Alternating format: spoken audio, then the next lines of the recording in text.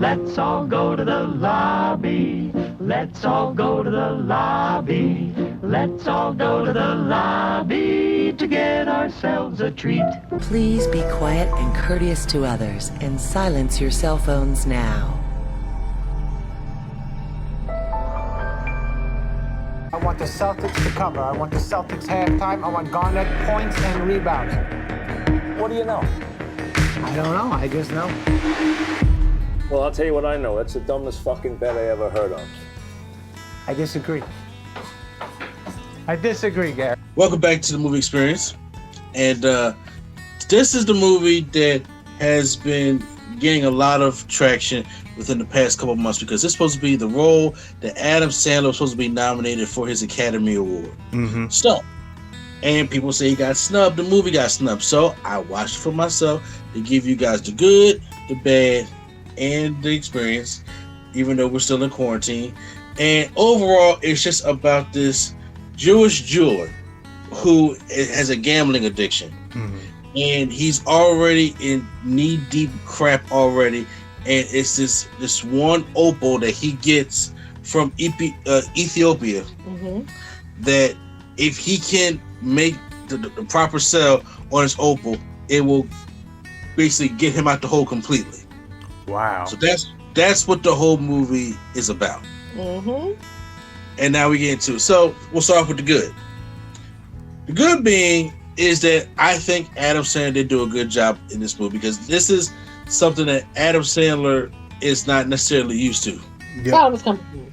Yeah, it's out of comfort. So I will give him that in a sense. So he plays the character of Howard Rayner, and he's this jeweler. And Ratner, excuse me, my apologies. I mean, he still do his Adam Sandler stuff. Very into basketball, very Jewish.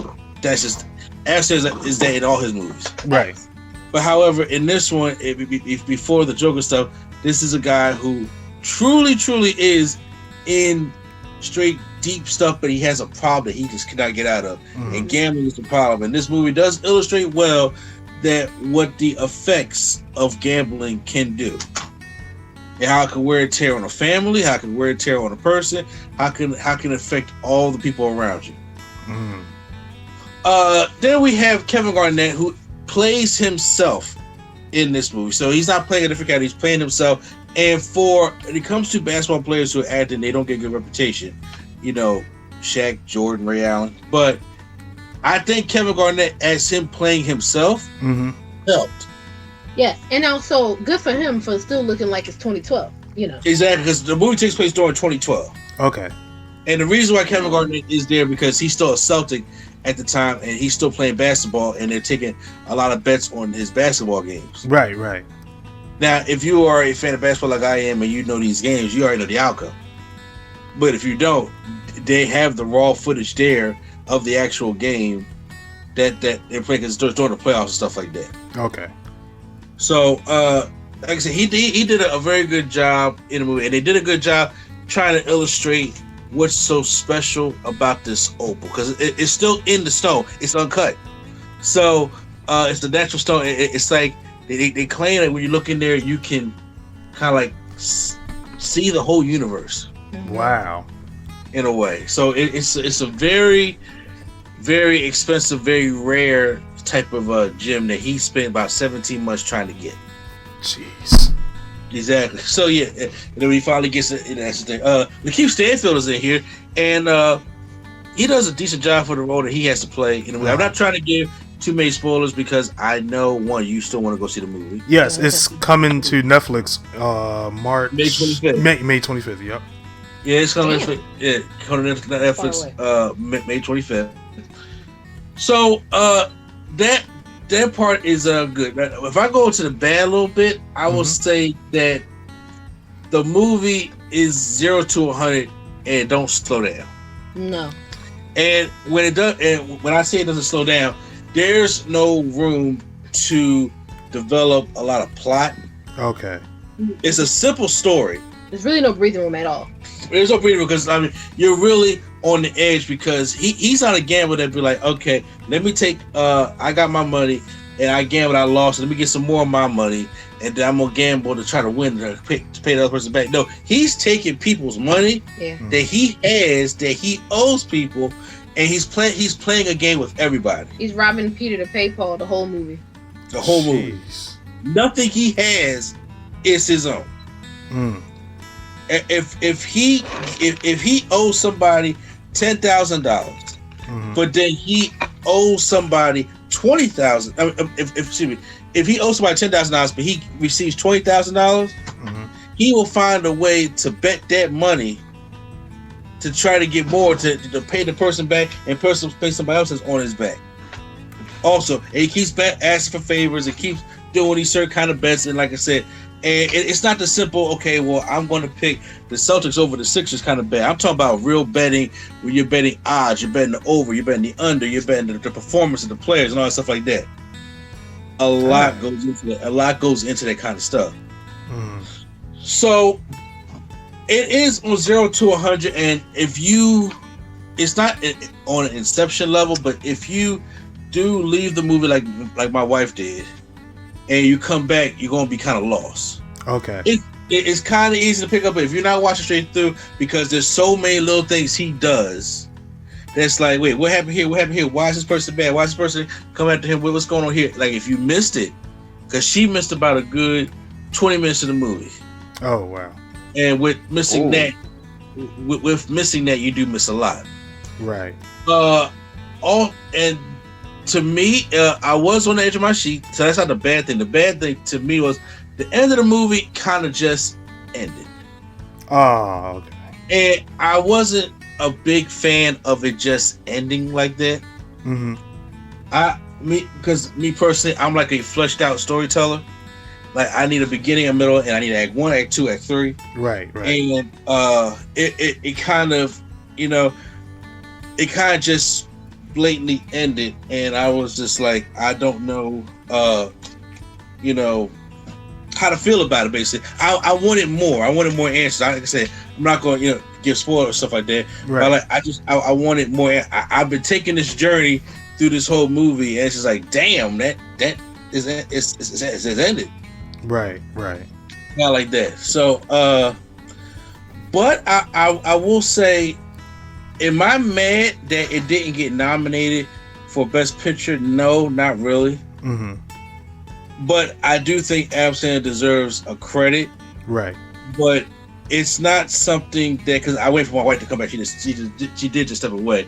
It's, I don't want to say overrated. But I do want to say the hype was too much for it. I think the hype was way too much for it. Okay. I mean, it's like I never said Adam Sandler was a bad actor. Right. Adam Sandler does dumb movies. Right. And like I said, there's a handful of movies that I can grab, and I'll be like, you know what? I like those Adam Sandler movies, or some may be guilty pleasures, but the guy is a decent actor. I don't have a problem with that. So seeing him in this movie, I'm like, okay. I've seen Adam Sandler do better in other movies, like such as, I thought Reign Over Me was a better movie for Adam Sandler. And I thought, now I don't know if y'all seen Reign Over Me before, but that's the movie where it's him and Don Cheadle, and he lost all his family in 9/11. Oh yeah, I remember you telling me about that. I remember that. Yeah, I thought that movie, Adam Sandler showed more of the range where he is an actor than he did necessarily in Uncut Gems. Like I said, he was good. It was a role that wasn't with him, but I still, it wasn't like, my wife explained it the best yesterday. She said, it's not like Adam Sandler stole that role. I can't see nobody else playing that. Right. I can see 100 other Jewish or white or even Italian people playing that role. He was called, he did it, and I'm like, okay, you did good. But it wasn't like to the point where he shut down the role. He owned that role to the point, like, it's like Joaquin Phoenix is that Joker. Right. I don't want to see nobody else touch it than Joaquin Phoenix. Right. You know what I'm saying? Because Jared Leto tried it, he didn't do it. But when Joaquin Phoenix took it over, that's how you make the role your own. is kind of like when Heath Ledger took over that Joker. Right. That's his Joker. I don't want to see nobody else touch that. When it comes to this role right here, it's not a thing where it's going to be taken over. Okay. And I was a little bit disappointed that I felt as though that all the media and all the things that were surrounding that it I didn't get that same sensation. Gotcha. And also stuff like this also bothers me because this bothers me about Scarface, which all my people love for some reason. I don't like when people worship reckless people. Mm. And Howard in this movie is hella reckless. Yeah, he sounds like it. He's hella reckless. And it's like when people talk when everybody talks about Scarface, Tony Montana, that's my dude. I'm like, why? He's hella reckless. Why are you looking up to aspire to be there? Mm-hmm. And in this movie, it's just like, bruh, you keep talking about how you want to get yourself out the hole. Urban youth. Urban youth. It's like you want to keep getting yourself out the hole, but you purposely you aren't changing. Put what you think, because now I'm trying to give you a slight spoiler so I can try to illustrate my story a little better. Right. Yeah. There's a scene when Kevin Garnett comes into the jewelry store. Mm-hmm. Okay, and he has the opal. The opal is not to be for sale; it's for auction. Right. But he shows Kevin Garnett the opal, knowing Kevin Garnett is going to be entranced by this opal. He says, "But I can't sell it to you." But he says, "But look, can you let me borrow it so I can, play good on this game? Because it's something about this thing that I need." Right. So he acts like he doesn't want him to borrow it, but he does. He says, "But I need, kind of like a trade-off." So Kevin Garnett gives him his Celtics ring. Right. Okay, so he's acting like, be here after the game tomorrow so I get my opal back. But as soon as KG leaves, he goes and sells KG's ring. Oh. Wow. And it's like he goes and sells KG's ring and has to get it back by Friday. But he's like, but once I get this back and I get this pay back, I'll come back. It's like, whoa. You weren't playing. Not being smart. You what in the hell are you doing? You know what I'm saying? It's like, as soon as, and then when he gets the money from KG's ring, the guys that are looking for him is outside the pawn store looking at him. He texts them a picture of the money he just got from the ring, sends it to them because he don't know that they're behind him, and he takes that money to go gamble it. Reckless. I'm like, now that's a small spoiler. I don't do too much, but I'm like, you are hella reckless. Yep. You are hella reckless, but see, that's the thing. That's how it goes throughout the whole movie, and then every time you see the people he owes, and you see the more things he comes through, it builds tension. Mm-hmm. And that saying in the movie, it builds so much tension after so much tension after so much tension after so much tension. You're like, whoa, when can we, the audience, get a break? Right.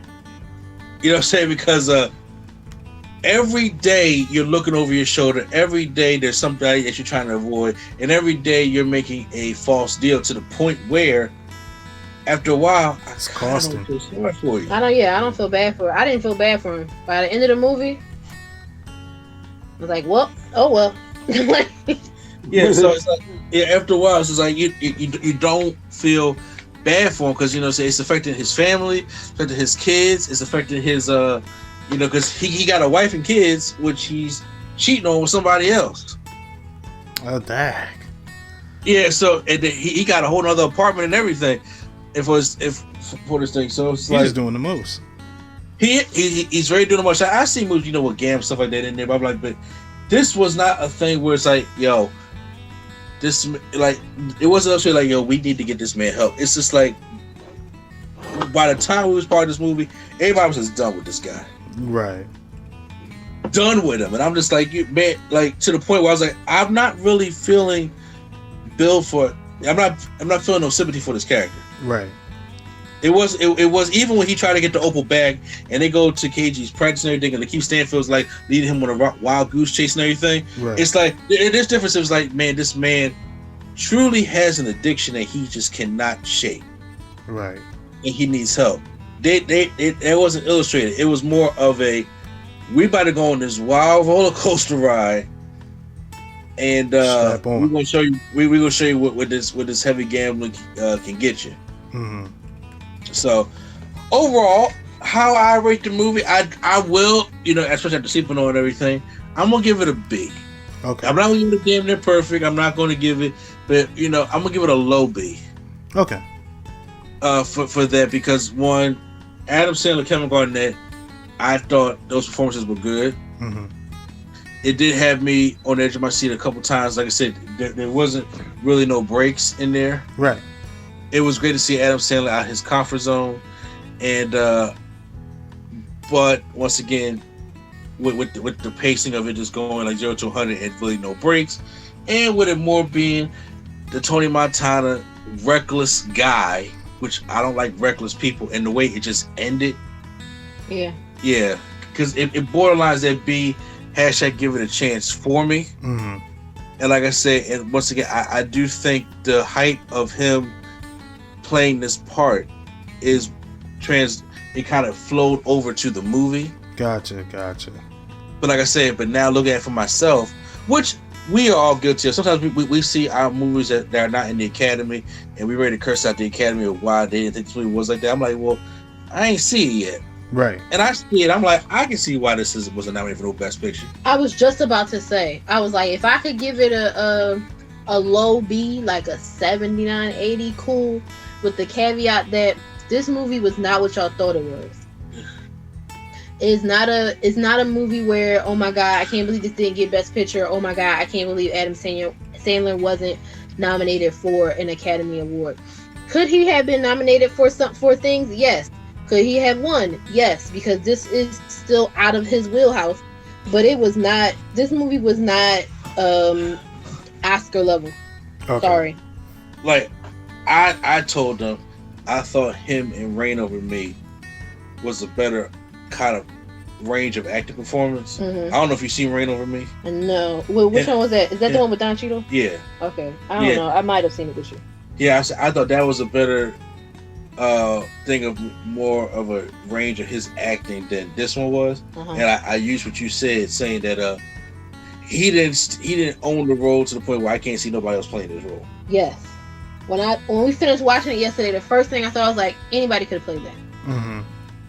I was just like, we could have had, I'm not gonna say anybody could have played it, but this honestly just seemed like a more magnified version of an Adam Sandler caricature, like somebody that he would play as a joke. Right. He, instead of it being a joke, it's really a serious role. And I was like, I wanted to like it more than I did. Like you ever been watching something where you're like, I want to like this. Right. Yep. Or listening to something like, I really want to like this. But it's not doing it for me. Would you compare his role to like Eddie Murphy's in Dolomite? No. Because Eddie Murphy was doing, it's like when you see these roles, you see like, Eddie Murphy was doing Eddie Murphy shit in Dolomite. Mm-hmm. And I'm like, I can see that's Eddie Murphy. But he's still a different character though, I feel like. Adam Sandler, in this one, I was like, there's some stuff that he's a toned down Adam Sandler. Mm-hmm. Yep. Or turned up Adam Sandler. Oh yeah, I'm saying. Oh yeah, it depends on what you're talking about. Like, but I still see Adam Sandler. Yeah. I don't know. I just. They just were surprised to see him doing this rather than what he usually does. And I think that's it. I think people got caught up in the whirlwind of that it was a more serious role. That's something you don't typically see from Adam Sandler. So people were so caught up in, like, enamored by that. I feel like they overlooked the fact that it was just okay. Right. I mean, and it's like maybe a little bit above just okay, but like I said, if they say that, they must not see Rain. Like I said, he has movies where he showed that he can act. Mm-hmm. But the majority of his things, what do you know him for? You know him for shit like Grown Ups and Happy Gilmore and stuff like that. You don't know him for his dramatic roles. Yeah. And honestly, as of late, you don't know him for being in movies that you give a shit to see. Right. Adam Sandler got something that goes on every movie that I need him to branch away from. I'm not telling him to branch away from being Jewish, but every one of his movies, he's heavy into Jewish stuff. That's his culture, that's his religion. Not mad that he always plays some kind of basketball. Always into basketball some kind of way. Yeah. Always has a hot wife that's from not his culture at all.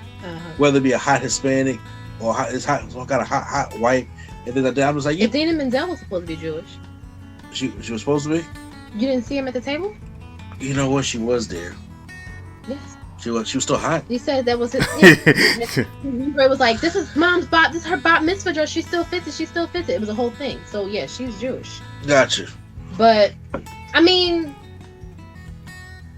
I feel like it's kind of like with us, how people are like, bro, I don't always want to be a thug or whatever you correlate with black culture.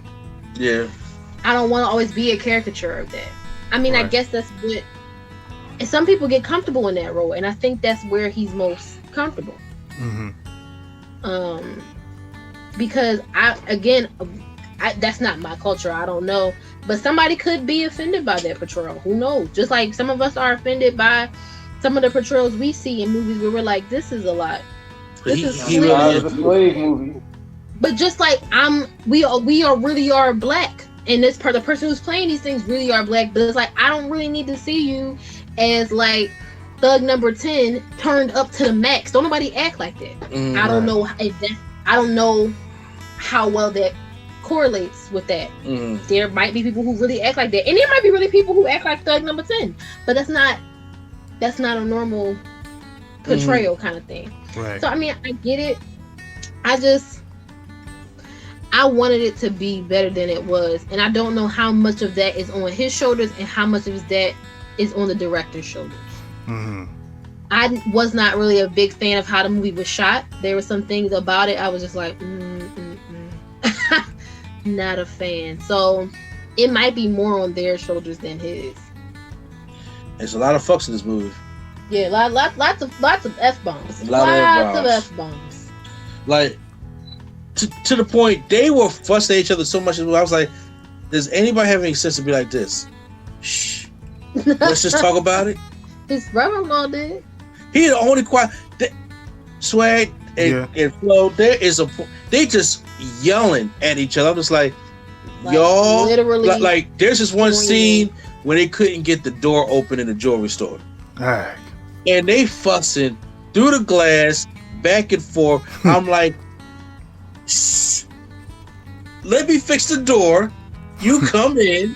And they are fussing back and forth. He trying to answer. It was so chaotic. I was like, "Oh my god! All this talk is giving me a headache."